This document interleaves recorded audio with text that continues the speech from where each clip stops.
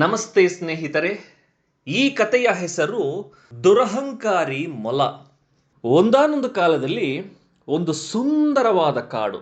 ಆ ಕಾಡಲ್ಲಿ ಒಂದು ಸುಂದರವಾದ ಮೊಲ ವಾಸ ಮಾಡ್ತಾ ಇತ್ತು. ಆ ಮೊಲಕ್ಕೆ ನಾನು ತುಂಬ ಸುಂದರವಾಗಿದ್ದೀನಿ ಅಂತ ಹೆಮ್ಮೆನೂ ಇತ್ತು ಮತ್ತು ಅಹಂಕಾರನೂ ಇತ್ತು. ಕಾಡಿನಲ್ಲಿ ಬೇರೆ ಪ್ರಾಣಿಗಳನ್ನ ಅದು ಕಡೆಗಣಿಸ್ತಾ ಇತ್ತು. ಆ ಪ್ರಾಣಿಗಳ ಜೊತೆ ಬೆರೀತಾ ಇರಲಿಲ್ಲ. ಹೀಗೆ ಒಂದು ದಿನ ಕಾಡಿನಲ್ಲಿ ಭೀಕರವಾದ ಬೆಂಕಿ ಕಾಣಿಸ್ಕೊಂತು. ಮರಗಳೆಲ್ಲ ಬೆಂಕಿಯಿಂದ ಹತ್ತಿ ಉರಿಯತೊಡಗಿದವು. ಆಗ ಎಲ್ಲ ಪ್ರಾಣಿಗಳು ಭಯದಿಂದ ಓಡೋಕೆ ಶುರು ಮಾಡಿದ್ವು. ಎಲ್ಲೆಂದರೆ ಅಲ್ಲಿ ಓಡೋಕೆ ಶುರು ಮಾಡಿದ್ವು. ಆಗ ಮೊಲಕ್ಕೂ ಸಹ ಭಯ ಬಂತು. ಆ ಮೊಲ ಆ ಬೆಂಕಿ ಹತ್ರದಿಂದ ಜೋರಾಗಿ ಓಡೋದಕ್ಕೆ ಶುರು ಮಾಡ್ತು. ಓಡ್ತು ಓಡ್ತು ಓಡ್ತು. ಆದರೆ ಬೆಂಕಿಯ ಕಣಗಳು ಆ ಮೊಲವನ್ನು ಹಿಂಬಾಲಿಸ್ತಾ ಇದ್ವು. ಅದೃಷ್ಟವಶಾತ್ ಒಂದು ಹಳೆಯ ಆಮೆ ಮೊಲವನ್ನು ನೋಡ್ತು. ಮೊಲವನ್ನು ನೋಡಿ ತನ್ನ ಗುಹೆಗೆ ಬಾ, ನಾನು ನಿನಗೆ ಸಹಾಯ ಮಾಡ್ತೀನಿ ಅಂತ ಹೇಳ್ತು. ಮೊಲವು ಮೊದಲು ಯೋಚಿಸ್ತು. ಆಮೇಲೆ ಸರಿ, ನಾನು ಆಮೆಯ ಸಹಾಯನ ತಗೊಳ್ಳೋದು ಬಹಳ ಒಳ್ಳೆಯದು ಅಂತ ಯೋಚನೆ ಮಾಡಿ ಹಿಂದೆ ನೋಡಿದ್ರೆ ಬೆಂಕಿ ಕಿಡಿಗಳು ಬರ್ತಾನೇ ಇದ್ವು. ಭಯ ಜಾಸ್ತಿಯಾಗಿ ಆಮೆ ಗುಹೆ ಒಳಗಡೆ ಹೋಯಿತು. ಆದರೆ ಬೆಂಕಿ ಜ್ವಾಲೆಗಳು ಹತ್ತಿರ ಬರ್ತಾ ಇದ್ದಂಗೆ ಮೊಲ ತನ್ನ ಕೆಟ್ಟ ಬುದ್ಧಿಯನ್ನು ತೋರಿಸೋದಕ್ಕೆ ಶುರು ಮಾಡಿತು. ಆಮೆಯನ್ನು ಆಮೆ ಗುಹೆಯಿಂದನೇ ಹೊರಗೆ ತಳ್ಳೋಕೆ ಶುರು ಮಾಡಿತು. ಆಮೆ ನಿಧಾನವಾಗಿ ನಡೆದು ಬೆಂಕಿಯಿಂದ ದೂರ ಸರಿಯಿತು. ಮತ್ತೆ ಮೊಲವು ಆರಾಮಾಗಿ ಸುರಕ್ಷಿತವಾಗಿ ಗುಹೆ ಒಳಗಡೆನೇ ಇತ್ತು. ಬೆಂಕಿ ಎಲ್ಲ ಹೋದ್ಮೇಲೆ ಮೊಲ ಹೊರಗೆ ಬಂತು.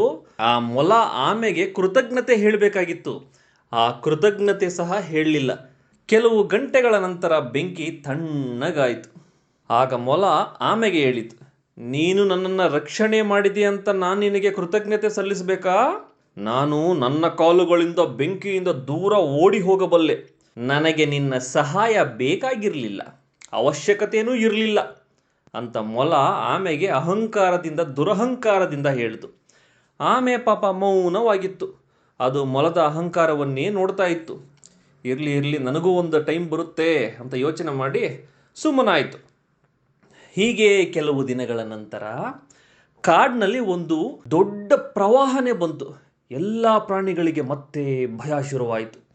ಭಯಭೀತರಾದವು ಎಲ್ಲ ಪ್ರಾಣಿಗಳು. ಮೊಲಕ್ಕೆ ಪಾಪ ಈಜೋಗಿ ಬರ್ತಾ ಇರಲಿಲ್ಲ. ಎಲ್ಲಂದರೆ ಅಲ್ಲಿ ನೀರು ಕೊಚ್ಕೊಂಡು ಹೋಗ್ತಾ ಇತ್ತು. ಅದು ನೀರಿನಲ್ಲಿ ಇನ್ನೇನು ಮುಳುಗೋಗ್ತಾ ಇತ್ತು. ಆಗ ಆಮೆ ಮೊಲವನ್ನು ನೋಡಿ ಮನಸ್ಸು ಕರಗಿತು. ಆಗ ಮೊಲಕ್ಕೆ ಹೇಳಿತು, ನೀನು ನನ್ನ ಮೇಲೆ ಕುತ್ಕೋ, ನಾನಿನ್ನ ರಕ್ಷಣೆ ಮಾಡ್ತೀನಿ ಅಂತ ಹೇಳಿತು. ಆಗ ಮೊಲ ಭಯದಿಂದ ಏನೂ ಯೋಚನೆ ಮಾಡದೆ ಟಕ್ಕನೆ ಎಗರಿ ಆಮೆಯ ಮೇಲೆ ಕುತ್ಕೋತು. ಆಮೆ ನೀರಿನಲ್ಲಿ ಈಜುತ್ತಾ ಮೊಲವನ್ನು ಸುರಕ್ಷಿತವಾಗಿ ದಡಕ್ಕೆ ಸೇರಿಸ್ತು. ಇಷ್ಟು ದಿನ ನನಗೆ ಯಾರ ಸಹಾಯವೂ ಬೇಡ ಎಂದು ಅಹಂಕಾರದಿಂದ ಇದ್ದ ಮೊಲಕ್ಕೆ ಅರಿವಾಯಿತು. ಮೊಲವು ತಣ್ಣಗಾಯಿತು. ಕೆಲವು ಸಂದರ್ಭಗಳಲ್ಲಿ ನಮಗೂ ಕೂಡ ಸಹಾಯ ಬೇಕಾಗುತ್ತದೆ ಎಂದು ಅರಿವಾಯಿತು. ಮೊಲವು ತನ್ನ ತಪ್ಪನ್ನು ಅರಿತುಕೊಂಡು ಆಮೆಗೆ ಕ್ಷಮೆಯನ್ನು ಕೇಳಿತು. ಸಹಾಯ ಮಾಡಿದ್ದಕ್ಕಾಗಿ ಕೃತಜ್ಞತೆಯನ್ನೂ ಸಲ್ಲಿಸ್ತು. ಆಮೆ ಮೊಲವನ್ನು ಕ್ಷಮಿಸಿ, ಈಗಲಾದರೂ ನಿನಗೆ ಬುದ್ಧಿ ಬಂತಲ್ವಾ, ಹೀಗೇ ಇರು, ಬಹಳ ಒಳ್ಳೆಯದು ಅಂತ ಹೇಳಿ, ಹೆಮ್ಮೆ ಮತ್ತು ಅಹಂಕಾರವು ನಮ್ಮನ್ನು ನಾಶ ಮಾಡಬಹುದು. ನಾವು ಎಲ್ಲರನ್ನೂ ಗೌರವಿಸಬೇಕು ಮತ್ತು ಕೃತಜ್ಞತೆಯಿಂದ ಇರಬೇಕು ಎಂದು ಆಮೆ ಹೇಳಿ ಕಳುಹಿಸಿಕೊಟ್ಟಿತು. ಮೊಲವು ಆಮೆಯ ಮಾತನ್ನು ಮನಸ್ಸಿಗೆ ತೆಗೆದುಕೊಂಡು ಅಂದಿನಿಂದ ಎಲ್ಲ ಪ್ರಾಣಿಗಳನ್ನು ಗೌರವಿಸತೊಡಗಿತು. ಅಹಂಕಾರ ದುರಹಂಕಾರವನ್ನು ಬಿಟ್ಟು ಒಳ್ಳೆಯ ಜೀವನವನ್ನು ಸಾಗಿಸುತ್ತಿತ್ತು. ಈ ಕಥೆಯ ನೀತಿ ಏನಪ್ಪ ಅಂದರೆ, ಹೆಮ್ಮೆ ಮತ್ತು ಅಹಂಕಾರವು ನಮ್ಮನ್ನು ನಾಶ ಮಾಡಬಹುದು. ನಾವು ಎಲ್ಲರನ್ನೂ ಗೌರವಿಸಬೇಕು ಮತ್ತು ಕೃತಜ್ಞತೆಯಿಂದ ಇರಬೇಕು.